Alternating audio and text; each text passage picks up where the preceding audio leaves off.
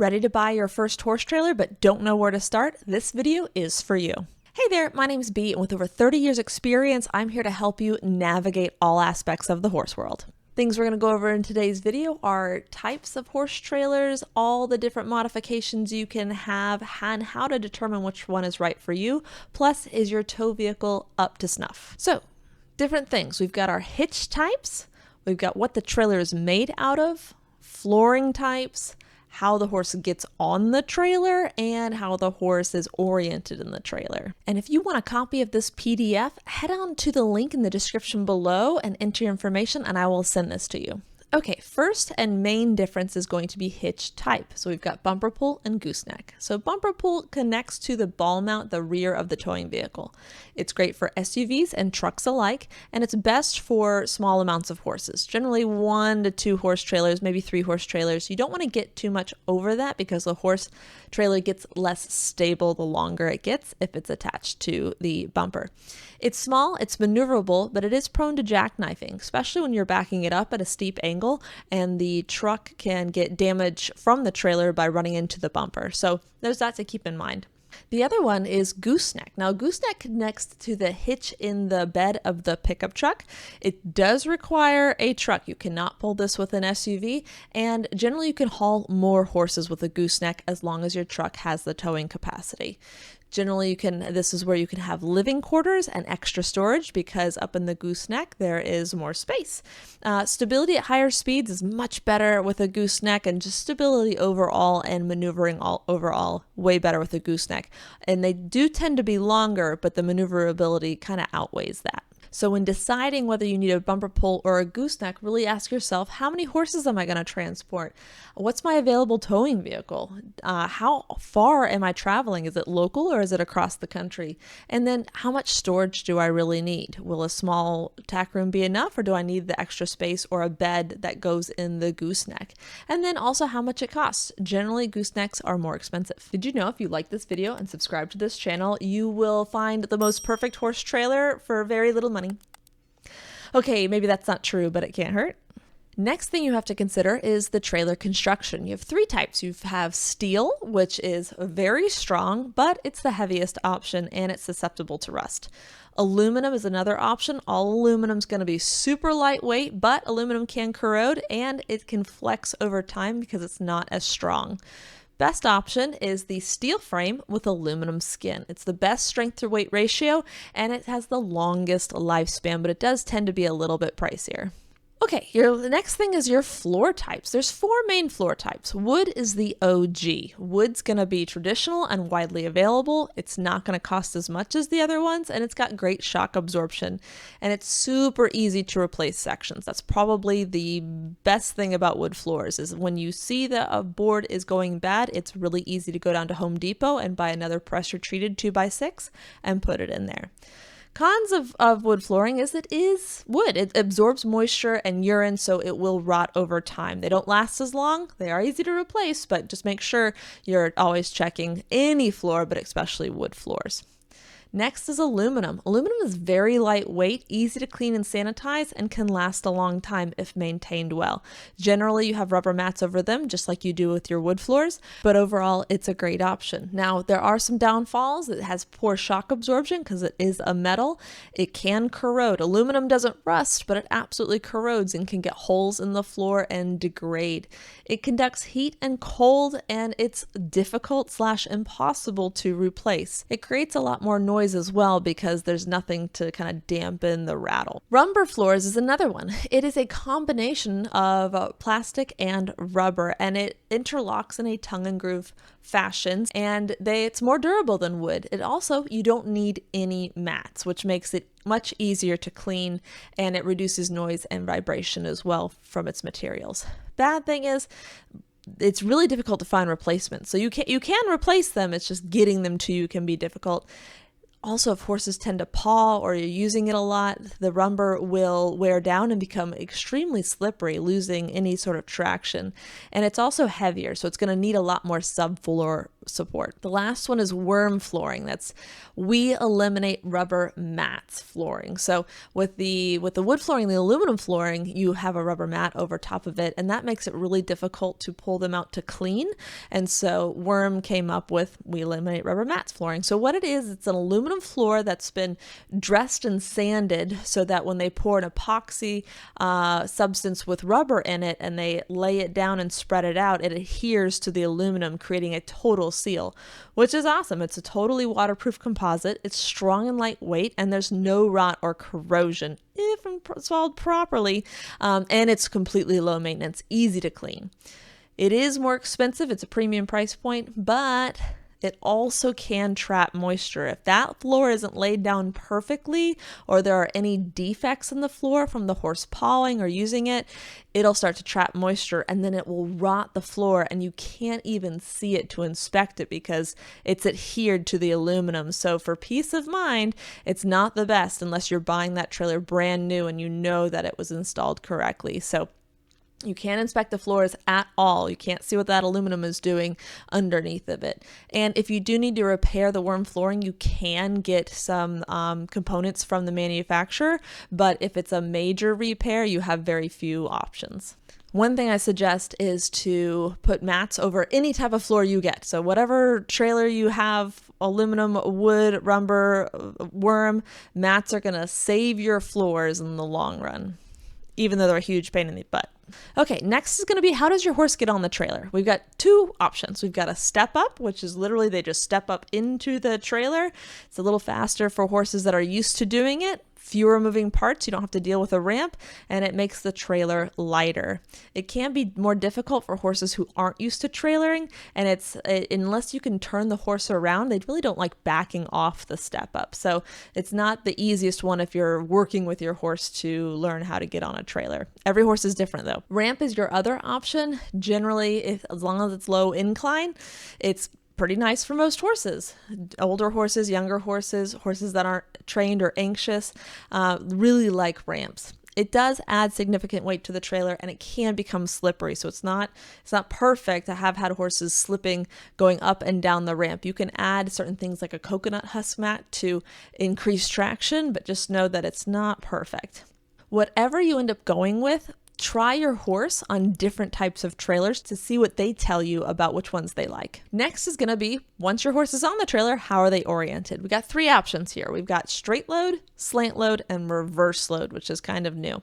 So straight load is going to have escape doors on either side. It's going to be plenty of space for big horses, and its open design helps for horses that get a little claustrophobic. The great news is you can access any horse at any time on a straight load. So you don't have to unload horses and put them back on. If you need to access a horse in the front, you can just, whichever one you want, you can take that one off.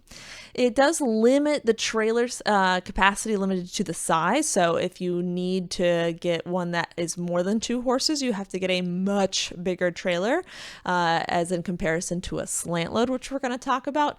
And sometimes will need 2 people to help load, depending on the horse, one to lead the horse on and one to do the butt bar.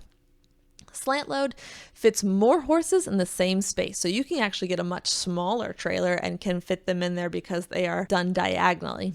It's easier to load and unload with one person, and it's great for smaller horses. Horses that have enough space side to side do great in there, so I would say anything 16 hands and under does great in a slant load. But again, test your horse on there, make sure they're comfortable with it. There's generally more storage area with a slant load, meaning that there's a tack room off the back of a slant load, plus generally a tack room in the front.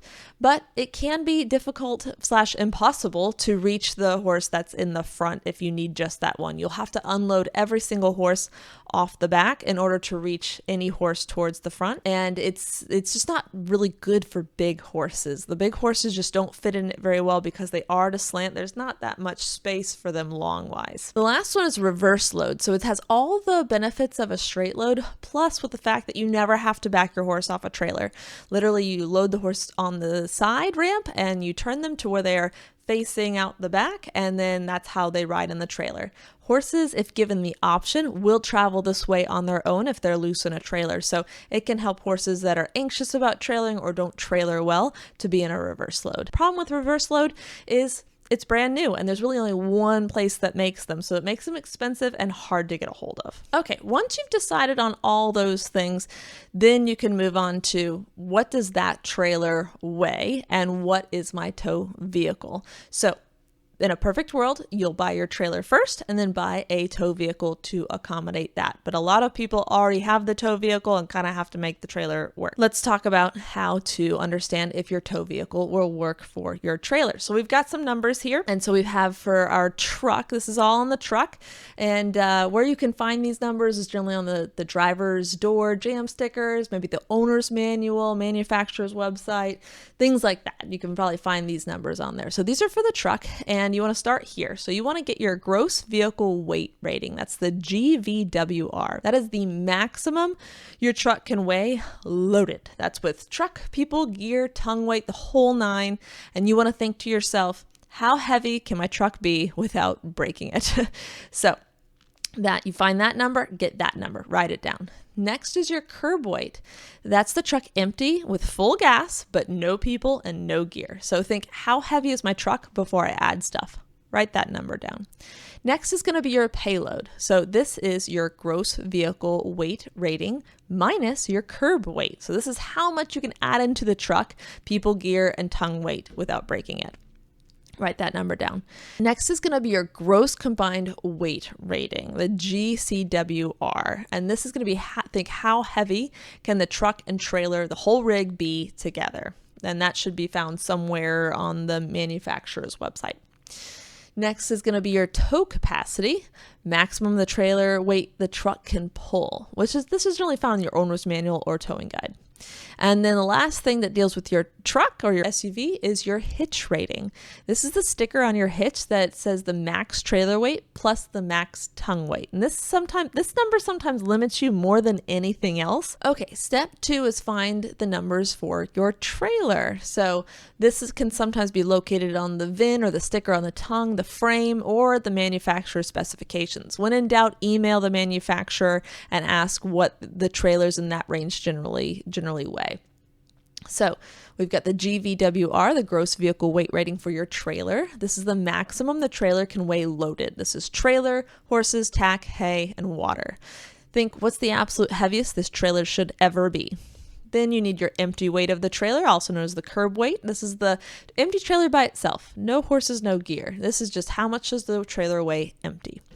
Then you have your payload, which is your trailer capacity. This is your GVWR, your gross vehicle weight rating, minus your empty weight of your trailer. And this is how much you can safely put in your trailer. So for example, if you have a 7,000 pound GVWR and your trailer is 2,800 pounds empty, you can put 4,200 pounds in there in the form of horses, feed, grain, whatever. And then you have your tongue weight. Now the tongue weight is the downward force of the trailer tongue that puts on your truck's hitch. So think about if you would walk up to your horse trailer and you would lift the horse trailer up by its hitch, by the tongue, how much that would weigh, like if you were the Hulk. So bumper pull trailers, you can, and gooseneck trailers, you can do a little bit of math to figure this out. So generally bumper pull, it's between 10 to 15% of the loaded trailer weight. That's with everything on it, including the trailer, 10 to 15% of that, and 20 to 25% for gooseneck trailers. So for example, a 5,000 pound loaded bumper pull trailer would have a 500 to 750 pound tongue weight. How do you find this information? If you don't get a hold of any of the manufacturers, well, you can take it to a truck weigh station. Okay, so here's where we're going to do the math. These are all the calculations you're going to need to do. I'm going to move forward one more slide so we can get some examples that'll help drive it home. Okay, so these are going to be an example. So we went through and we got our gross vehicle weight rating for our truck, the curb weight, payload, people, gear, gross combined weight rating, tow capacity, and hitch for our truck. That's going to be in blue. And then our same thing in green. So step-by-step calculations. So we're going to do our payload check. So that's going to be people plus gear in the truck plus the tongue weight. That should all be less than the truck's payload. So to do that, we're going to do the calculations here. As you can see, We've got people and gear, 300, 200 pounds. I just combined them up there for 500 plus the tongue weight. And we found that by getting the total loaded for the trailer and multiplying about 12.5. Again, it's between 10 and 15%. And so we just kind of went in the middle there for 700 pounds. That's going to equal 1,200 pounds. Now, does 1,200 pounds, is that less than the truck's payload of 1,800 pounds? It is. So you are good. Second is going to be your tow capacity check. That's going to be the trailer's gross vehicle weight rating. Is that less than the tow capacity? So we're going to take those two numbers, and yes, 7,000 pounds is less than 7,500 pounds. You pass just by a little bit. Then you're going to do your gross combined weight rating check. That's the loaded truck weight plus the loaded trailer weight. Does that equal less than this number? So we're going to take our truck curb weight, which is 5,200 pounds, plus everybody in it. That's going to be 500 pounds. And then we're going to add our loaded trailer of 5,600 pounds. That's going to give us 11,300 pounds. Is that less than what we can absolutely max tow? Yes, it is. 11,300 is less than 1,300 pounds. We are good. So last, we're going to do our hitch check. So our hitch check is going to be, does our trailer weight, is that less than our hitch rating? So loaded trailer is 5,600 pounds. Our hitch rating is only 5,000 pounds. So our hitch is not good. Our tongue weight is 700 pounds. We got that from this number here, and our tongue rating on our hitch is only 500 pounds. So our hitch is what is actually limiting us in this situation. In this situation, the hitch is actually the easiest thing because we can just install a new hitch. Now, it's not cheap, but it's better than buying a whole new tow vehicle. But just keep in mind that you want to be within 80% of these numbers just to allow some leeway. Don't go all the way maxing everything out because you want some leeway in these numbers. So for this, the solution would be to install a class 4 hitch, which is rated higher than 5,600 pounds. So let's talk about hitches real quick. So we've got all our class up to class 5 receiver hitches, and then we have our hitch ball sizes and our ball mounts. So the hitch receiver, that's what goes into your vehicle. That's what's mounted in there. And then your hitch ball and your ball mount, that's what you put into the hitch to then attach it to the trailer. So just remember that you have a lot of moving parts to this hitch, and each one could be the weakest link. So just look on the manufacturer's website, or look on the hitch ball and mount and everything itself just to see what they're rated for. And finally, cost breakdown. Now, costs can vary wildly across the United States on what new and used horse trailers are going for. Just know that used trailers, if maintained well, can absolutely hold their value for a long time. So just think about, if you want to buy used, that's great. Take someone who knows what they're looking for with you so they can evaluate the floors, the frame, and how heavily the trailer's been used. And if possible, take the trailer before you buy it to a trailer service center so that they can kind of give it the all okay, because there's things like brakes that you need to check and other safety components. So just, if you are buying a used trailer and you're not buying it through a dealer, just make sure that you take the necessary steps to make sure that you are buying a good quality trailer, not something that's going to be dangerous. And then if you have the opportunity to buy a trailer from a dealer that got traded in and they have done all the safety inspections on it, that's fantastic. And if you decide to go with a brand new trailer, there's lots of different loans and financing you can get on them. And for more resources, I highly recommend the Purdue University Extension. It's fantastic. Their Understanding the Horse Trailer Rig has fantastic pictures, and you can learn a lot. And that's it. Best of luck on your horse trailer buying expeditions, and feel free to like this video and subscribe to this channel if you found this video helpful. Cheers! There is a link in the description to buy me a coffee, and every single coffee helps. Thank you so much.